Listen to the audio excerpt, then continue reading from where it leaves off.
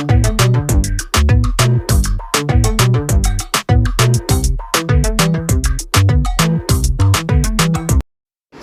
ये जो first paragraph है तुम्हारा इस कॉम्प्रीहेंशन का, जो इसके 5 पैराग्राफ्स हैं और उसके बाद 8 क्वेश्चंस हैं, क्योंकि पहले तो क्या था 10 क्वेश्चंस आते थे, लेकिन अभी 2 नंबर के 2 क्वेश्चन हो गए हैं, तो इसलिए 10 की बजाय अब 8 क्वेश्चंस आएंगे। और ये क्वेश्चंस में 4-5 क्वेश्चन तो ऐसे होंगे जो डायरेक्ट तुम्हें बताया होगा कि इस पैराग्राफ में इसका आंसर है, लेकिन हाँ बाकी जो हैं उसके बारे में आपको थोड़ा सा उसको पढ़ना पड़ेगा, तब आपको आ जाएगा। ठीक है, तो अब जैसे ये है कि as a high school student studying poetry can be a roller coaster ride, कि जब मैं हाई स्कूल में पढ़ता था तो अगर पोइट्री पढ़नी होती थी, यानी हमें ये पता चल गया कि कॉम्प्रीहेंशन पोएम के ऊपर है, तो ये एक रोलर कोस्टर राइड होती थी, यानी कि हमें बिल्कुल समझ में नहीं आता था कि कैसे करना है। फिर उसके बाद this journey is punctuated by moments of profound appreciation for simpler pieces and intermittent frustration.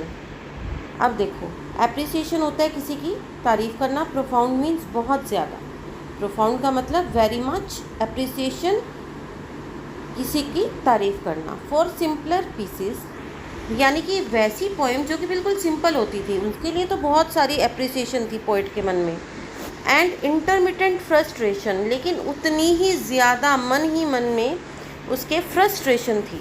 Frustration क्या होता है कि जब आपको कोई चीज़ पसंद नहीं आती और आप कुछ कर भी नहीं सकते। विद मोर कम्प्लेक्स वर्क्स, कि ऐसी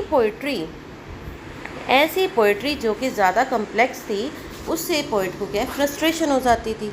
ठीक है, अब वो कहता है लेट्स बी रियल हियर, वो कहते हैं चलो असली बात करते हैं।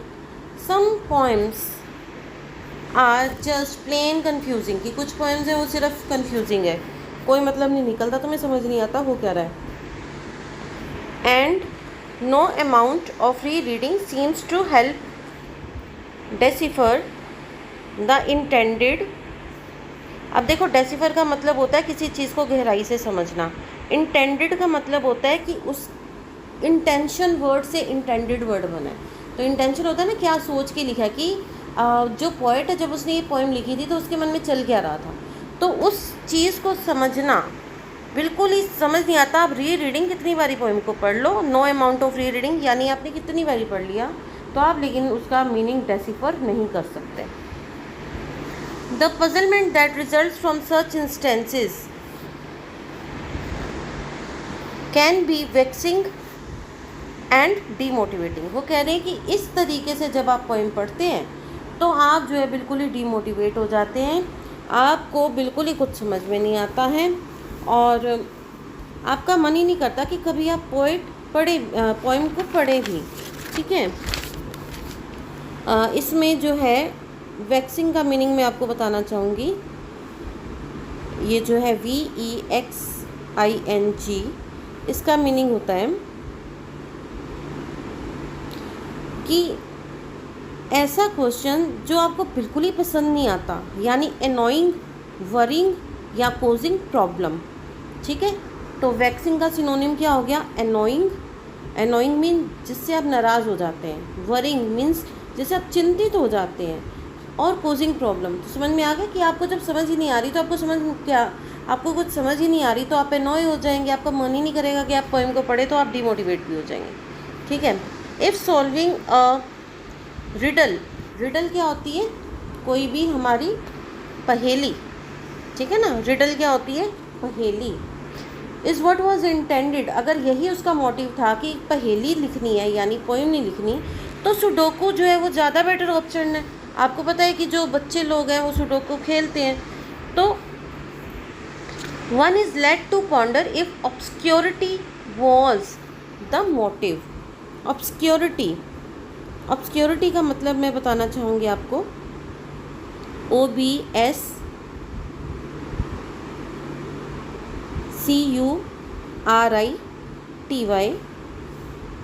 तो ऑब्सक्योरिटी का मतलब होता है कि जो आपको समझ में ना आए, यानी कि nobody knowing who you are और समथिंग टू कॉम्प्लेक्स और अनक्लियर, यानी इतना कॉम्प्लेक्स और इतना अनक्लियर हो कि आपको कुछ समझ ना आए।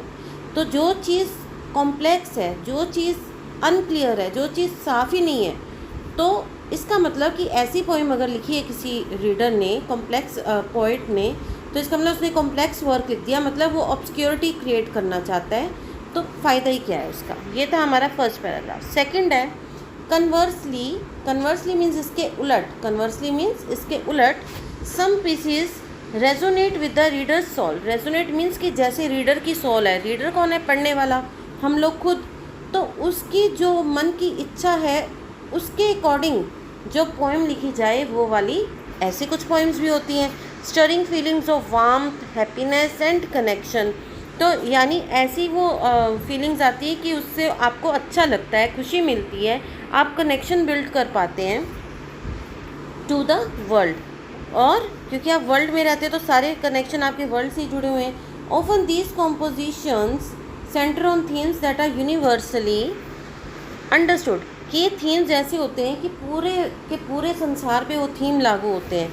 कौन से थीम होते हैं, जैसे लव, नेचर या फेथ, ठीक है, इन थीम्स के ऊपर पोएम लिखी जाती है तो जल्दी से समझ आ जाती है। Being able to actually understand what the poet is trying to say can feel like a little victory after grappling with more perplexing poetry, ठीक है।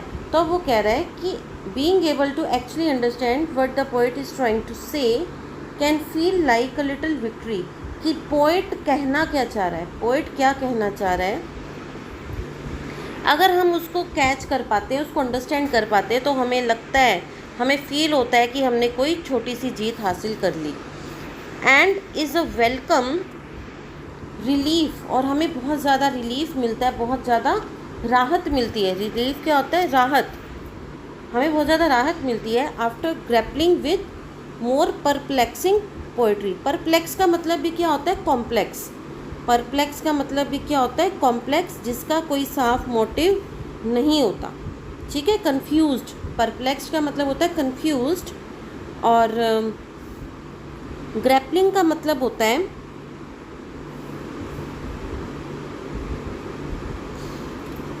To get hold of somebody और समथिंग एंड फाइट विद और try to control him, यानी कि आप किसी के ऊपर जब कंट्रोल करना चाहते हैं, to control over something. Grappling means to control over something, आप किसी चीज़ पे कंट्रोल कर रहे हैं। तो वो कह रहे हैं कि ऐसी पोइट्री को जब आप समझ जाते हैं तो आपको ऐसे लगता है कि कितनी भी कंफ्यूजिंग पोइट्री है उसमें से आपने कुछ तो समझ लिया, तो आपको कुछ रिलीफ मिलता है। थर्ड पैराग्राफ में है कि then there are poems that are emotionally charged. वो कहते हैं फिर ऐसी पोइम्स होती हैं कि कुछ इमोशनली चार्ज्ड होती हैं,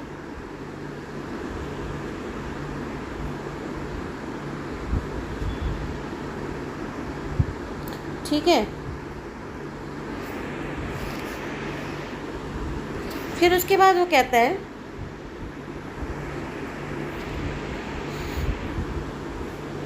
कि इमोशनली चार्ज होती कहाँ गया, हाँ, the ones that make the reader curl up in a ball and cry, कि ऐसी भी इमोशन होते हैं कि आपको उसको पढ़ के रोना आ जाएगा, आप एक बॉल की तरह कर्ल अप हो जाओगे, राउंड राउंड और रोने लग जाओगे, या jump up and down with Joy, या एक खुशी से ही उछलने लग जाओगे।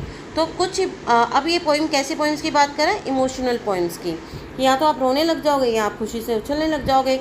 One is left in awe of the poet's ability to convey emotion through words. अब वो कहते हैं कि एक इंसान जो कि ऐसी पोइम को पढ़ रहा है, तो जो वर्ड्स से जो इमोशन कन्वे किए गए हैं उसको वो समझ जाता है। Let's not forget the downright weird poems. अब वो और अलग तरीके की पोइम की बात कर रहा है। कैसी पोइम, वियर्ड पोइम्स। वो कह रहा है कि वियर्ड क्या होती है, अजीब सी, बिल्कुल ही अलग। तो अगर मैं इसको बिल्कुल इंग्लिश में इसका मीनिंग बताऊं तो इसका मतलब होता है स्ट्रेंज एंड अनयूजुअल। वियर्ड का मतलब क्या हुआ, स्ट्रेंज एंड अनयूजुअल, यानी जो आम आपको नहीं मिलती, कि ऐसी पोइम्स अगर हों तो कैसा होता है। These are the ones that defy means कि डिफाई कैटेगराइजेशन, कैटेगरी होती है ना कि इमोशनल पोएम है, सिंपल पोएम है, कम्प्लेक्स पोएम है, परप्लेक्स पोएम है, लेकिन वियर्ड पोएम है उसकी कोई कैटेगरी ही नहीं है। डिफाई मीन्स कि मना करना, डिफाई का मीनिंग्स क्या होता है, मना करना, तो यानी कि कैटेगराइजेशन उसकी हो ही नहीं सकती, ठीक है। तो डिफाई का एक्चुअल मीनिंग क्या है, to refuse to obey somebody और समथिंग, या to ask somebody to something that you believe to be impossible, ठीक है, कि जो चीज़ इम्पॉसिबल है आप कहो कि उस पर विश्वास कर लो, तो ये तो हो ही नहीं सकता। कि कैटेगराइजेशन किन पॉइंट्स की नहीं हो सकती, वियर्ड पॉइंट्स की नहीं हो सकती। And leave the reader to their own devices in attempting to interpret meaning. Interpret का मतलब होता है कि उसको बताना कि यो जो पढ़ रहा है, जो ऐसी वियर्ड पोइम को पढ़ रहा है, वो अपनी ही डिवाइसेस यूज़ करेगा, उसे कुछ समझ तो आएगा नहीं, कैटेगराइजेशन कुछ है नहीं, तो वो अपने हिसाब से कोई ना कोई भी उसका मीनिंग बताने में अटेम्प्ट करता रहेगा, बताता रहेगा कि ये मीनिंग है, वो मीनिंग है, रियल क्या है नहीं पता। The author's use of figurative language and unconventional imagery. Figurative language क्या होता है, जिसमें फिगर ऑफ स्पीच यूज़ की गई है बहुत ज़्यादा, ठीक है ना, जैसे कौन से होते हैं, मेटाफर्स होते हैं, आपको मालूम है, ओनोमेटोपोइया होता है, तो बहुत सारी फिगरेटिव लैंग्वेज या फिर ऐसी इमेजरी जो कि आम तौर पर नहीं होती, कोई भी आम तौर पर यूज़ नहीं करता, तो it can create a sense of bewilderment. अब बिविल्डरमेंट का मतलब भी क्या होता है, कन्फ्यूज़न, तो इस सब से भी कन्फ्यूज़न हो जाएगी, आपको समझ नहीं आएगी। That is either intriguing, intriguing का मतलब, और ऑफ पुटिंग, मतलब या तो आप बिल्कुल ही उस पोइम के अंदर घुसते चले जाएंगे और आपको कुछ समझ नहीं आएगी, आपने बहुत पढ़ लिया, समझ आपको तब भी नहीं आनी, और या फिर ऑफ पुटिंग, आपने देखते ही कहना है मेरे बस की तो है नहीं, इसको साइड पे रख दो। ऑफ पुटिंग मीन्स कि जब आप उसको बिल्कुल ही पढ़ना नहीं चाहेंगे, ठीक है, तो ये मतलब है।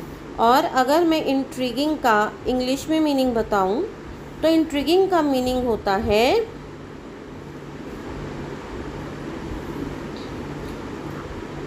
एब्जॉर्बिंग, कैप्टिवेटिंग, कंपेलिंग, ठीक है, कैप्टिवेटिंग यानी जो आपको अपने साथ बांध के रखे, कैप्टिवेटिंग, ये किसका मीनिंग होता है, इंट्रीगिंग, यानी कि अपने आप को बांध के रखे, तभी तो आप उसकी गहराई में जाएंगे, ठीक है। और ऑफ पुटिंग का मीनिंग हुआ unpleasant in a way that stops you from liking somebody, मतलब इतना गंदा लिखा है कि आप उसको पसंद ही नहीं कर सकते, ठीक है ना, इतना गंदा लिखा है, अनप्लेजेंट। ऑफ पुटिंग का मतलब है अनप्लेजेंट, इसलिए यू डोंट लाइक समबडी और समथिंग। अब regardless the reader can appreciate the uniqueness of the work. अब वो कह रहे हैं लेकिन चाहे ये सब चीज़ें हो रही हैं, चाहे देखो, चाहे इंट्रीगिंग हो रही है, ऑफ पुटिंग हो रही है, चाहे कैटेगराइजेशन नहीं हो रही है, चाहे बिविल्डरमेंट हो रही है, चाहे मीनिंग इंटरप्रेट नहीं हो रहा, फिगरेटिव लैंग्वेज है या अनकन्वेंशनल इमेजरी है, बिविल्डरमेंट है, बट इवन देन इस तरह की जो वियर्ड पोइम है वो क्या है, reader can appreciate the uniqueness of the work, कि भाई ये वर्क तो यूनिक है। यूनिक क्या होता है, जिसके जैसा कोई ना हो। तो वियर्ड होते हुए भी रीडर जो है ऐसी पोइम की यूनिकनेस को अप्रिशिएट करता है कि हाँ भाई कुछ तो अलग हटके लिखा है।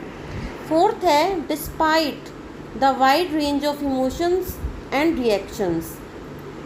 डिस्पाइट मीन इसके बावजूद, despite the wide range of emotions and reactions that come with studying poetry, कि ये जो पोइट्री आप स्टडी कर रहे हो, जो इसके साथ साथ आपके ये जो अजीब अजीब इमोशन या अजीब अजीब रिएक्शन आते हैं, it can be a rewarding pursuit. वो कह रहे फिर भी आपको इससे कुछ ना कुछ सीखने को मिलता है, आपको कुछ रिवॉर्ड तो मिलते हैं। क्या रिवॉर्ड मिलते हैं? Not only does reading poetry allow one to appreciate the artistic beauty of the written word, यानी कि जो भी उसने पोइट्री को लिखा है, रिटन वर्ड मीन्स पोइट्री लिखी है, उसकी जो आर्टिस्टिक ब्यूटी है, ठीक है ना, उसकी जो आर्टिस्टिक ब्यूटी है आप उसको अप्रिशिएट करते हैं। और और क्या करते हैं, but also enables one two develop crucial critical thinking and analytical skill. क्योंकि आप इससे पोएम को एक तो समझ आ जाएगी कि इस कैटेगरी की नहीं है, उस कैटेगरी की नहीं है, और अगर आप जो है उसके साथ एंगेज हो गए, कैप्टिवेट हो गए, तो आप क्रिटिकल थिंकिंग पे पहुंच जाएंगे कि इसके क्या प्लस पॉइंट है, क्या नेगेटिव है, या क्या पोइट क्या समझाना चाह रहा है इतनी कम्प्लेक्स पॉइंट से, वो आप उसको समझ जाते हो। और अगर सिंपल है तब भी समझ जाते हो, ठीक है ना, क्योंकि वाइड रेंज है। और एनालिटिकल स्किल्स भी आ जाते हैं। एनालिसिस से वर्ड बना है एनालिटिकल, यानी कि जब आप किसी के pros and cons, plus and minus आप बता पाते हैं, दैट इज़ एनालिसिस। तो ये क्रिटिकल थिंकिंग आपकी बढ़ती है, आपकी सोच का दायरा बड़ा होता है, और आपकी एनालिटिकल स्किल्स जो है वो डेवलप होते हैं, ठीक है। ये पोइट्री से आपको ये सब आता है। The process of unlocking a poems meaning can feel like cracking a code और सोल्विंग अ पजल। देखो, आपको पता है कंप्यूटर का ज़माना है, तो कोड होते हैं। अगर किसी का हैक करना हो कुछ भी, तो कोड आना चाहिए, कोडिंग आनी चाहिए, या कोई नया ऐप बनाना है या कुछ भी करना है तो कोडिंग आनी चाहिए। तो इसी तरह से अगर आप पोएम को समझ जाते हैं तो आप एक, जैसे कि कोड क्रैक कर लिया या आपने कोई पजल सॉल्व कर ली, ये सब आपको ऐसा लगता है कि आपने कर लिया। और क्या होता है, but the sense of accomplishment derived from mastering a challenging piece can be deeply gratifying. अब वो कह रहे हैं, लेकिन अगर आपके सामने कोई चैलेंजिंग पीस आ गया है, चैलेंजिंग पीस का मतलब क्या हो गया कि जो हमारी वियर्ड पोइट्री है या कॉम्प्लेक्स पोइट्री है, अगर आपने उसको मास्टर कर लिया तो आपको एक सेंस ऑफ अकम्पलिशमेंट आ जाएगी। अकम्पलिशमेंट क्या होती है, अचीवमेंट, कि आपने कुछ तो अचीव कर लिया, कुछ तो अकम्पलिश कर लिया, उसकी आपको सेंस आ जाएगी, आपको ऐसा लगेगा। और ये बहुत ही ग्रेटिफाइंग होगा। ग्रेटिफाइंग मीन आपको बहुत ज़्यादा संतुष्टि मिलेगी। ग्रेटिफिकेशन इज संतुष्टि, कंटेंटमेंट, ठीक है।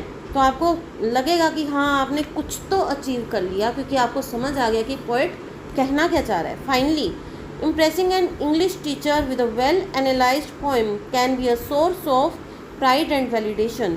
अब मान लीजिए आपका इंग्लिश का लेक्चर है क्लास में, और अभी इंग्लिश वाली मैम ने आपको पढ़ाना है, ठीक है, और लेकिन वो पोएम जो है वो आपने घर से पढ़ ली, उसका एनालिसिस भी अच्छे से कर लिया, ठीक है, वेल एनालिसिस अच्छे से कर लिया कि पोइट क्या कहना चाह रहा है, तो क्या है, आप टीचर की नज़रों में बड़े हो जाएंगे, अच्छे हो जाएंगे।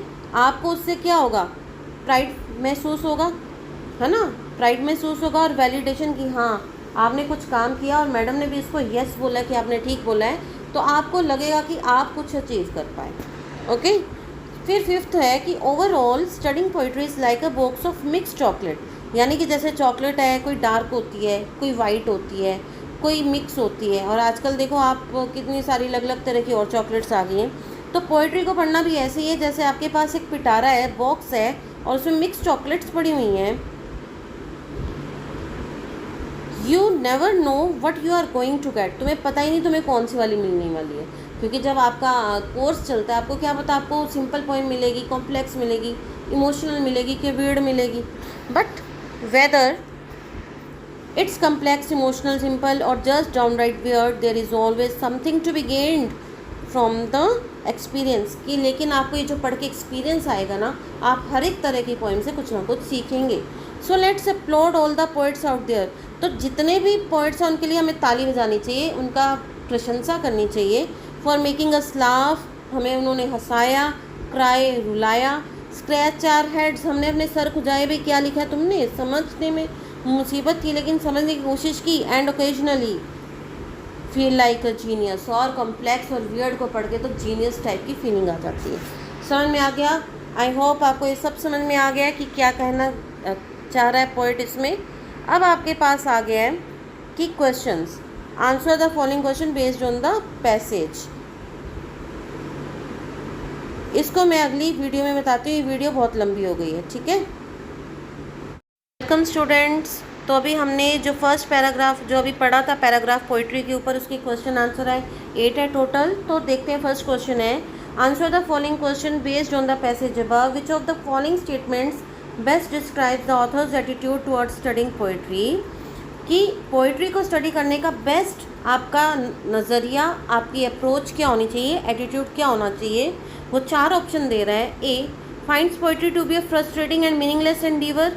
क्या यही पढ़ा था कि फ्रस्ट्रेट हो जाओ आप? नो, ए रॉन्ग है। B believe that the emotional roller coaster of studying poetry is not worth the effort, कि आप ये रोलर कोस्टर वाला देखोगे लेकिन साथ में इसने नोट लगा दिया है कि कोई एफर्ट करने की ज़रूरत नहीं है, ये तो रोलर कोस्टर है, तो नो, ये भी गलत है। Recognises the challenges of studying poetry but also acknowledges the rewards it offers.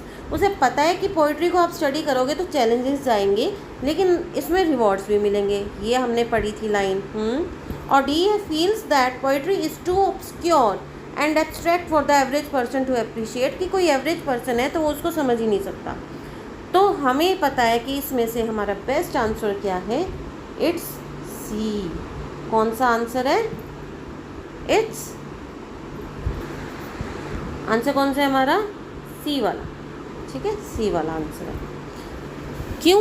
क्योंकि through out the initial paragraph, पूरे पैराग्राफ में the author acknowledges the difficulties of studying poetry, पहले तो डिफ़िकल्टी बताता रहता है लेकिन also notes the emotional resonance and sense of accomplishment, कि हमें रेजोनेंस भी तो मिलती है इमोशनल, जो हमारे इमोशंस होते हैं उसको रेजोनेट करती है पोइम्स, और हमें एकम्प्लिशमेंट होती है जब हम किसी पोइम को एनालाइज कर लेते हैं, कॉम्प्लेक्स वर्क्स को पढ़ लेते हैं। तो इसलिए ये जो सी ऑप्शन है कि it recognises the challenges of studying poetry but also acknowledges the rewards, तो ये वाला ऑप्शन सही है।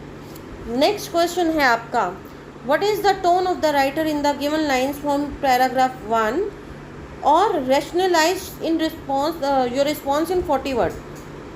अब ये देखो, ये 2 नंबर का क्वेश्चन है, अगर तो आप टोन तो बता दोगे तो फिर वो टोन आपको ऐसी क्यों लगी वो भी बताना है, तब आपको 2 नंबर मिलेंगे। ओनली टोन बताओगे तो 1 मार्क्स मिलेगा, ठीक है। और 40 वर्ड्स जब भी लिखे हो तो इसका मतलब है कि 2-3 लाइनों में आपको उत्तर देना है।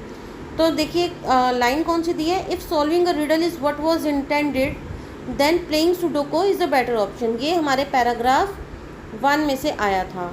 तो ये जो है सुडोको कह रहा है कि पोएम पढ़ने से अच्छा तो सुडोको खेल लो, तो ये आपकी टोन जो है सरकास्टिक आ जाती है, ठीक है ना, कि आप कह कुछ रहे हैं मतलब कुछ है। क्यों?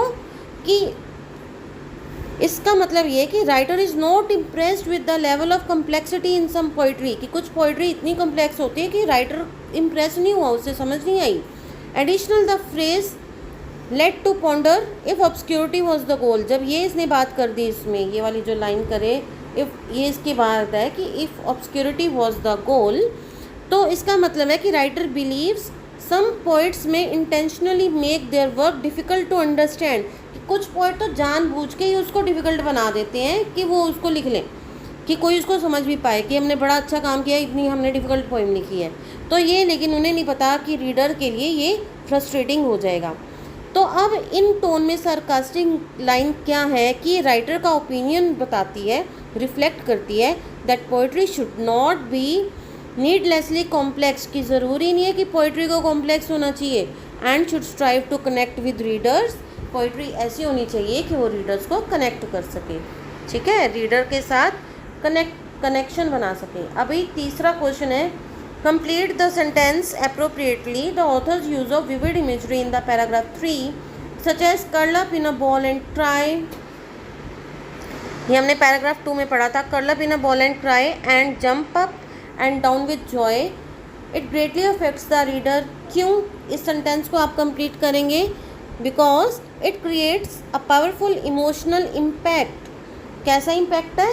इमोशनल इम्पैक्ट बन रहा है, क्योंकि आपको पता है ये इमोशंस हैं, क्राई, जॉय, ये इमोशन है, तो इमोशनल इम्पैक्ट बना है रीडर के ऊपर, राइटर के ऊपर, and enhances the readers understanding of the intensity of emotion that can be conveyed through poetry.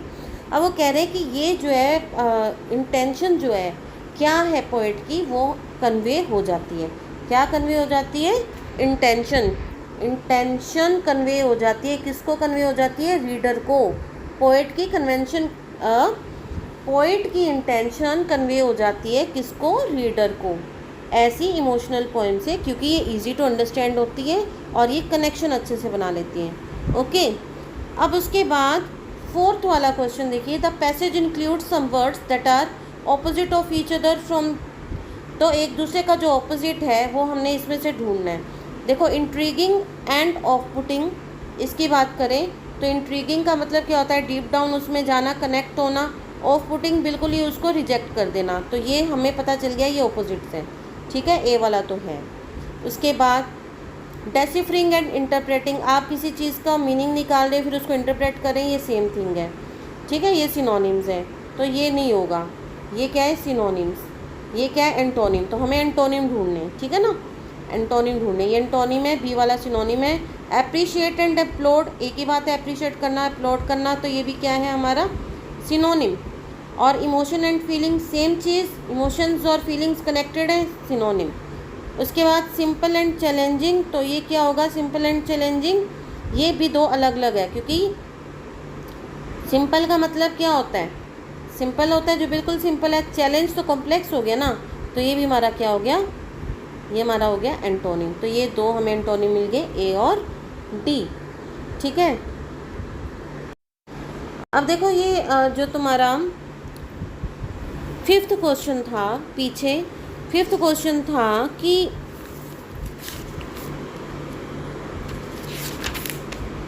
we can say that author's tone becomes more neutral and objective when discussing weird poems compared to other types of poetry, because the author acknowledges that weird poems can be off-putting but also appreciate their uniqueness and challenge they represent to reader। समझ में आ गया। तो उन्होंने, क्योंकि question में क्या पूछा है, क्वेश्चन में उन्होंने पूछा है कि we can say that author's tone becomes more neutral and objective, कि ऑथर की टोन जो है न्यूट्रल होगी। न्यूट्रल कब होती है, जब ना हम किसी का पॉजिटिव पॉइंट बताते हैं ना negative. Objective mean to the point when discussing weird poem, जब वो वियर्ड पोइम की बात कर रहा है और अदर टाइप ऑफ पोइट्री से कंपेयर कर रहा है, तो ऑथर की टोन जो है, बात करने की, वो जो लिखने की कला है, वो न्यूट्रल या ऑब्जेक्टिव क्यों हो गई, वो इसलिए हो गई क्योंकि ऑथर को लगता है कि वियर्ड पोइम जो है ऑफ पुटिंग होती है, लेकिन साथ ही साथ यूनिक भी होती हैं, और जो वो चैलेंज करती हैं रीडर को पढ़ने के लिए। तो इसके कारण वो कहते हैं कि ये न्यूट्रल और ऑब्जेक्टिव टोन उसकी होती है। अब यहाँ से सिक्स वाला क्वेश्चन देखेंगे।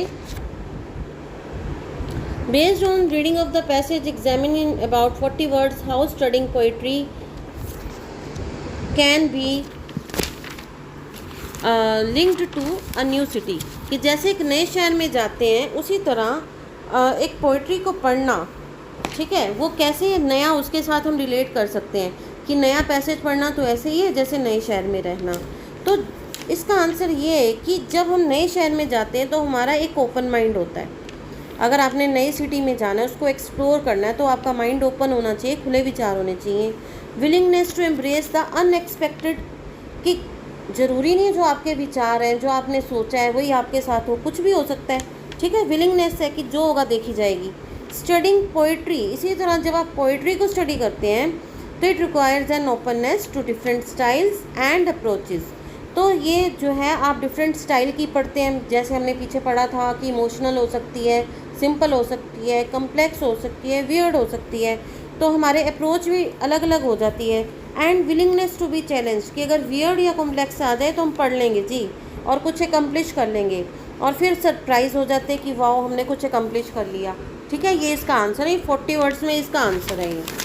आगे जो है आंसर्स इसके साथ अटैच किए हुए हैं, वो भी मैं उसकी लिंक इसमें डाल दूँगी आगे वीडियो में, ठीक है, आप वहाँ से देख सकते हैं। अब 7th क्वेश्चन है, what is the message conveyed bye Hina's experience in the following case.